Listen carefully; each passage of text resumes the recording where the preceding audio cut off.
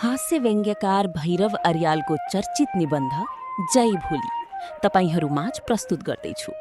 म प्रस्तुता फूलकुमारी र तपाईहरू सुनिरहनु भएको छ फूलकुमारी भोइस वर्स। जय भोली। पर्सीको हिजो र हिजोको पर्सीलाई भोली भन्दछन्।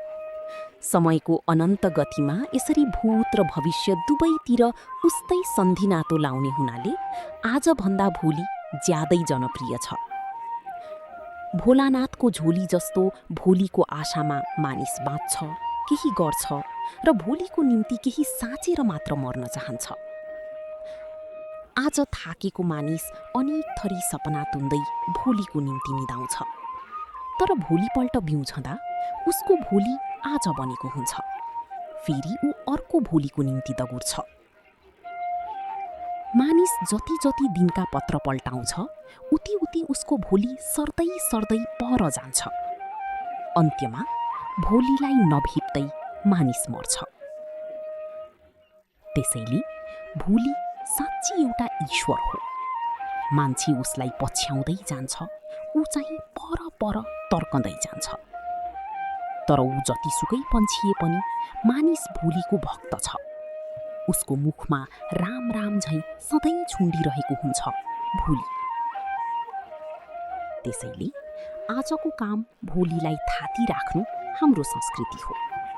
आफ्नो संस्कृतिलाई उल्लङ्घन गर्न कसले सक्छ? साँच्ची भनौँ भने पूर्वीय दर्शनको सबैभन्दा ठूलो विशेषता हो भोलीवाद। हाम्रो दर्शन भन्छ आज दुःख गर भोली मुक्ति पाउँछौ। तर दर्शनको भनाइ र मानिसको गराइमा फरक पर्छ। दर्शन भन्छ भोलिका निम्ति आज गर, मानिस भन्छ भोलिको निम्ति गर्ने भएपछि आज किन गरिरहनु, भोलि नै गरे भइहाल्छ नि।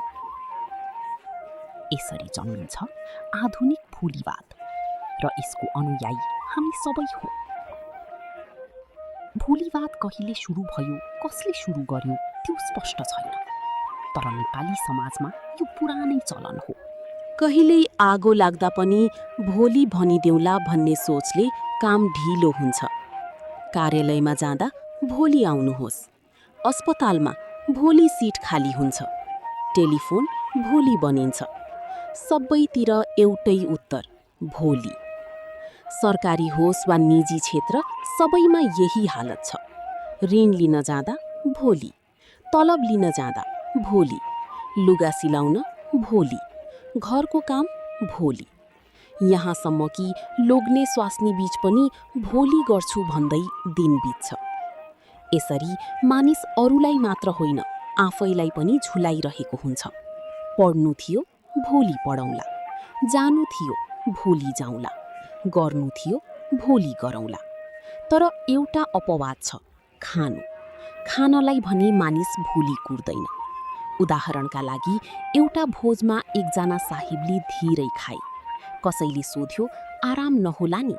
उनले भने आराम नभई भोलि औषधि खाउला। यसबाट के बुझिन्छ भने मानिस सबै कुरामा भोलि गर्छ, तर खान भने आजै गर्छ। यसरी भोलिवाद हाम्रो संस्कृति, हाम्रो बानी, हाम्रो सोच बनेको छ। तर कहिलेकाहीँ मनमा प्रश्न उठ्छ, आजको काम भोलि सार्दै जाँदा कहीँ जीवनका सबै काम अधुरा नै नबसुन्?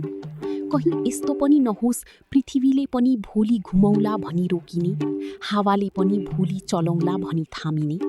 यदि यस्तो भयो भने सबै कुरा रोकिनेछ। त्यसैले जय भोली।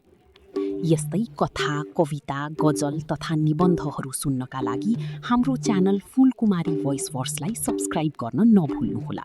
साथै यो प्रस्तुति आफ्ना साथीभाइ र परिवारसँग सेयर पनि गरिदिनुहोस्। र अब अर्को एपिसोडमा कुन कथा, कविता वा निबन्ध सुन्न चाहनुहुन्छ कृपया कमेन्ट गरेर अवश्य भन्नुहोला। धन्यवाद।